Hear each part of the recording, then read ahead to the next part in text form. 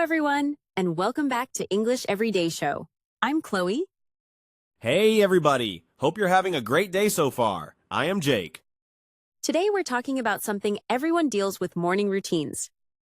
Oh, this one's personal for me. Let's just say my mornings are a work in progress. Okay, Jake, before we start, I have a question for you. Uh-oh. I don't like where this is going. What time did you wake up today? 10:45. Jake, it's a podcast. We record at 11. I know. I made it, didn't I? Technically on time. You walked in with one shoe on. It was a stylistic choice. You were holding the other shoe in your mouth, like a dog. Okay, in my defense, my hands were full. I was carrying coffee, my phone, and my dignity, which, by the way, I dropped somewhere between my apartment and the elevator. This is why we're doing this episode. For you, Jake, this episode is a public service. Wow, rude, but probably fair. Meanwhile, I've been up since 6. I did yoga, I made breakfast, I answered emails. Okay, nobody asked for your whole TED Talk, Chloe. I'm just saying, some of us have a routine. And some of us have chaos. And honestly, chaos has its own charm. Chaos does not have charm at 11 in the morning with one shoe missing. It found me eventually. It was under the couch. Long story. Everything with you is a long story. That's basically my brand at this point. All right, but seriously, this is exactly why today's topic is useful. Whether you're a 6 a.m. yoga person like me, or a one shoe in your mouth person like Jake, Iconic, by the way. everyone can use better English to talk about their morning. So let's get into it. By the end of this episode, you'll be able to describe your own morning routine in natural, confident English. No more stopping mid-sentence trying to find the right word. We'll cover some key phrases, a few common mistakes learners make, and yes, we'll fix my life on camera. Live. Right now. No promises on that last part. Fair. But stick around for the very end. We've got a role play, and trust me, it gets a little chaotic, in a good way. In a Jake way. Exactly. Okay, let's start with something small but important. The difference between wake up and get up. A lot of learners mix these up. Right, because in your language, maybe there's just one word for both, but in English, they're different moments. Wake up means your eyes open. You're no longer asleep, but you might still be lying in bed, scrolling your phone. Which, hi, is basically my entire morning. Get up means you actually leave the bed. Your feet touch the floor. So for me, it sounds like, I wake up at 7, but I don't get up until 7:40. There's a whole 30 minutes of just staring at the ceiling. That's a perfect example. See, that's the real difference. Waking up is passive. Getting up is an action. Got it. So today, I woke up at 10:30, but I got up at 10:42. There it is. Clean sentence. Next, let's talk about how to describe habits, things you usually do. The easiest way is with the simple present tense, plus words like usually or typically.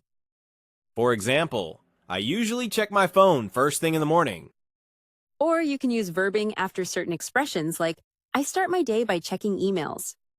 See, that start my day by phrase is really useful. It sounds way more natural than just listing actions like a robot.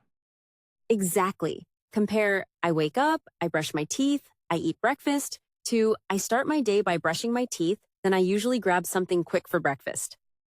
The second one sounds like a real person talking, not a to-do list. Try it with your own routine. What's the first thing you typically do? Honestly, I typically hit snooze multiple times. We'll get to that word in a bit, actually. Now, let's look at sequence words, how to connect the steps of your morning so it flows naturally. Things like first thing in the morning, right after that, and before I head out. These are great because they connect your ideas without sounding choppy. For example, first thing in the morning, I drink a glass of water. Right after that, I go for a short walk, and before I head out the door, I check the weather. That sounds so put together. Meanwhile, mine would be, first thing in the morning, I panic. Right after that, more panic, and before I head out, I usually find my missing shoe. We're working on it, Jake. One step at a time, or 0 steps some days. The point is, These connector phrases make your English sound smoother and more natural, even if your actual morning is a disaster. Noted. Writing that down, metaphorically. I don't actually have a pen. Last cluster for today, talking about good or bad habits specifically, using phrases like, I tend to, or I have a habit of. These are perfect for describing patterns, especially ones you're not totally proud of. For example, I tend to check my phone before I even get out of bed. Or, in my case, I have a habit of hitting snooze until the last possible second. Tend to is a little softer, a little more casual. Have a habit of is often used when you're admitting something, almost like a confession. So I could say, I have a habit of leaving the house without my keys, and everyone would just nod, because it's clearly a real problem. It is a real problem, Jake. We've lost an hour of recording time because of your keys. One time. Okay, 3 times. But who's counting? I am. I'm counting. Okay, but in my defense, tend to and have a habit of both work for good things too, right? It's not just for confessions. Exactly, you could say, I tend to drink a lot of water in the morning, and that's a positive habit, no confession needed. Fine, then let the record show. I have a habit of showing up, eventually, with effort. I'll allow it. Alright, before we move on, quick reminder, if you're enjoying this episode, hit that like button and subscribe if you're new here. And here's a question for you to answer in the comments. What's the very first thing you do when you wake up? Try to write it in English, using one of the phrases we just covered. Bonus points if it involves losing a shoe. That's oddly specific, Jake. I contain multitude. Also, if you want more practice like this every single day, come join our English Everyday community group. The link's in the description. We post daily prompts, and honestly, people share their morning routines there all the time. It's a great way to practice writing before you're confident speaking out loud. And no judgment if your routine involves snoozing your alarm 9 times. 9 is rookie numbers, but okay. Time for pocket words. 5 words today, all about mornings. Let's go. Word number 1, routine. Say it with me, routine. A routine is a set of things you do regularly, usually in the same order. My morning routine takes about 45 minutes, from waking up to leaving the house. Word number 2, refreshed. Refreshed. This means you feel rested and full of energy, usually after sleeping well or after a shower. After a cold shower, I always feel refreshed and ready for the day. Personally, I feel refreshed after coffee, just being honest. Word number 3, and Jake, this one's basically named after you. Snooze. Wow, okay, I see you. Snooze means to press the button on your alarm so it stops for a few minutes, then rings again. I hit snooze twice before I finally get out of bed. I hit snooze until my alarm gives up on me emotionally. That's not how alarms work, but sure. Word number 4, stretch. Stretch. This means to extend your arms or body, usually to wake up your muscles. I like to stretch for a few minutes before I get out of bed. It really helps me wake up. I stretch too, mostly stretching to reach my phone from across the room. Last one, word number 5, productive. Productive? This means getting a lot done, being efficient with your time. Starting my day early makes me feel more productive overall. Starting my day at 10:45 makes me feel like I've already lost. We're working on that too. Now let's smooth it out 4 common mistakes learners make when talking about morning routines and how to fix them. Mistake number 1. Someone might say, I wake up in 7 o'clock. Close, but the correct preposition is at. I wake up at 7 o'clock. In is for months and years in July in 2026. But for exact times, it's always at. Easy fix, but such a common one. Mistake number 2. I do exercise every morning. Actually, in English, we say work out or exercise as a verb on its own. You don't need do in front of it that way.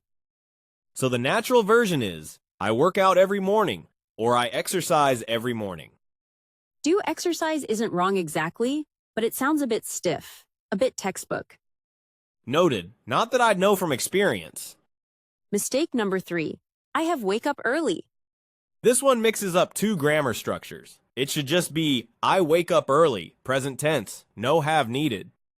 Have plus a base verb like that isn't standard English. It's a mix-up that happens when translating directly from another language. Simple fix. Just drop the have. I wake up early. Done. Mistake number 4. And Jake, I feel like this one might actually apply to you. I am usually late in the mornings. Wait, what's wrong with that one? Nothing grammatically. It's actually correct. Oh, so why did you bring it up? I just wanted you to hear it out loud about yourself. That's low, Chloe. That's very low. All right, time for our role play. Here's the scene. Jake and I are coworkers, and we're both rushing into the office for an early meeting. Let's do this. Hey, wait up. Did you just get here? Yeah, I literally just got here. My morning was a disaster. What happened this time? Okay, so first thing in the morning, my alarm went off, and I hit snooze, obviously. Obviously. Then, right after that, I fell back asleep for like 20 more minutes. Classic. By the time I actually got up, I had like 10 minutes to get ready. No stretching, no breakfast, nothing. See, I have a whole routine. I get up, I stretch for 5 minutes, I make a coffee, and I always feel refreshed before I even leave the house. Must be nice. My routine is basically wake up, panic, run. You tend to overcomplicate mornings that don't need to be complicated. Or maybe mornings are just naturally chaotic, and you're an unusually productive human being. That's also possible. Anyway, before I head out the door tomorrow, I'm setting like 5 alarms. Will that actually help? No idea, but it'll feel productive, and honestly, that's enough for me. Wait, is that your shoe on the conference table? And scene. Okay, quick recap. Today we covered the difference between wake up and get up, how to describe habits using the simple present, sequence words like first thing in the morning and right after that, and phrases like tend to and have a habit of. Plus 5 pocket words. Routine, refreshed, snooze, stretch, and productive. And now you know exactly how to describe your morning in natural English good routine, or, Jake's case, chaotic routine. I prefer creatively unstructured. Next time, we're shifting gears to break down the World Cup knockout stage in English, how to talk about win or go home matches, extra time, and legendary moments. Perfect follow-up to today. Trust me, with the drama of the knockout rounds, our next conversation is going to be even more interesting. Stay tuned. If you enjoyed this episode, don't forget to like, subscribe, and share it with a friend who definitely needs a better morning routine. You know who you are. Thanks so much for watching, everyone. I'm Chloe. And I'm Jake. Go find your other shoe. And we'll see you next time on English Everyday Show.